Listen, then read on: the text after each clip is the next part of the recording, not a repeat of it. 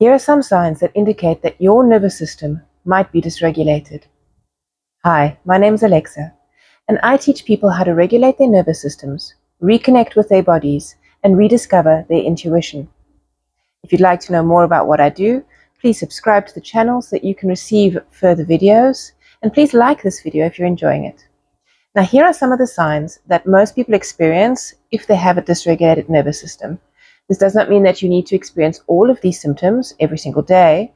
1, 2, or even 3 might be an indicator that you are living with a dysregulated nervous system. So what does it mean to actually have a dysregulated nervous system? Basically what that means is that your nervous system is picking up signals, danger signals, where there is no danger.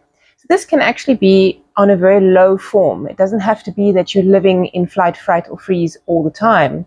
It just means that if something happens in your exterior world, say for instance someone hoots next to you, or a dog barks, or your sister takes something from your house and doesn't bring it back, you will probably go into fight, flight, or freeze pretty rapidly and stay there for an extended period of time, meaning that your body feels anxious or tight or uncomfortable. So I'm going to go through these signs with you so that you can discover for yourself if you are possibly living with a dysregulated nervous system.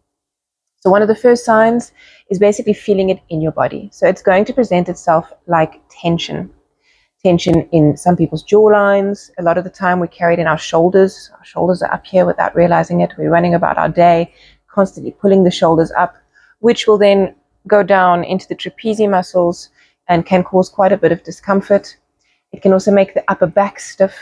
Sometimes we carry tension in our hips or in our lower backs.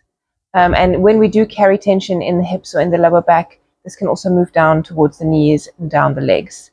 So basically just any kind of discomfort, pain, or tension that we hold onto on a daily basis.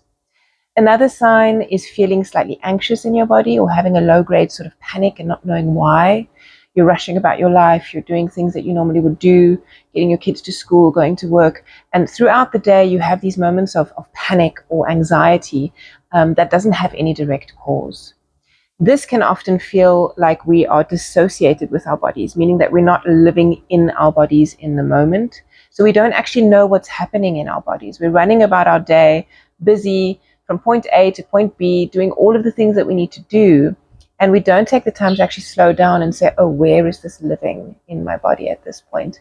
So this disconnection happens quite frequently with people who have this anxious feeling. The anxious feeling is allowed to present itself or allowed to integrate itself into our bodies through our nervous systems because of the fact that we're not paying attention to what's actually happening in the body on a daily basis.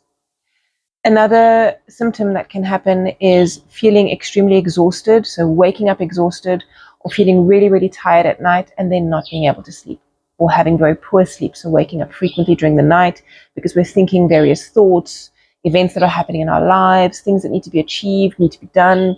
It can be about the future. Any kinds of thoughts that are bothering you in that moment, any life events that are bothering you will come up while you're sleeping, and you'll have a difficult time falling asleep again.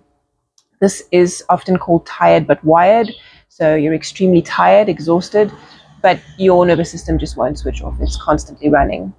Another symptom of this is when we are sitting down to rest. We know that we have time to rest, and so we go to the couch and we intend to watch TV. We put on the television, we sit there for literally 30 seconds and then have to get up again because our bodies just want to move. The nervous system is pushing us into action, and yet there aren't any actions that need to be achieved at that point in time.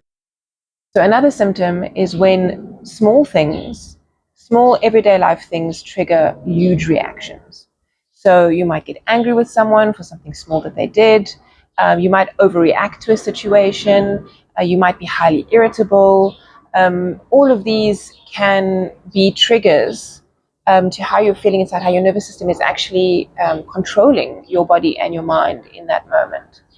So you overreact to small stimuli from the outside, and it can be something that somebody else did. It can be something that happens to you. Perhaps someone cuts you off in traffic and you just lose it and start swearing in the car and, basic road rage. It could be, your work environment is not very good, and so you come home and you take it out on your family. All of these things are triggers, and you make a small situation become a big one. So just remember, if you do experience any of these symptoms, this does not mean that your body is broken. It does not mean that your nervous system cannot be regulated. That is actually the good news, is that your nervous system can be regulated through simple, easy, everyday practices. If you'd like to know more about this, I can let you know about my Restore method. I was a yoga teacher for many, many years, and I've worked with thousands of people throughout the years, helping them to regulate their nervous systems and to come back to their bodies. The Restore method is all about this. It's easy, simple movements that can be achieved by virtually anybody, and it's just about slowing down, repeating these slow movements, and then bringing ourselves back to our breath, back to our bodies, back to awareness. The Restore method includes various practices for the different parts of your body. It includes breathing techniques, and it also includes a relaxation and an integration practice, which can be done straight after the physical 20-minute yoga practice, or it can also be done at any time during the day where you need to calm your nervous system and come back to yourself. Thank you so much for joining me for this video. If you are interested in the Restore method, please see the link below. Please like and subscribe. And I can't wait to see you next time. Have a beautiful day.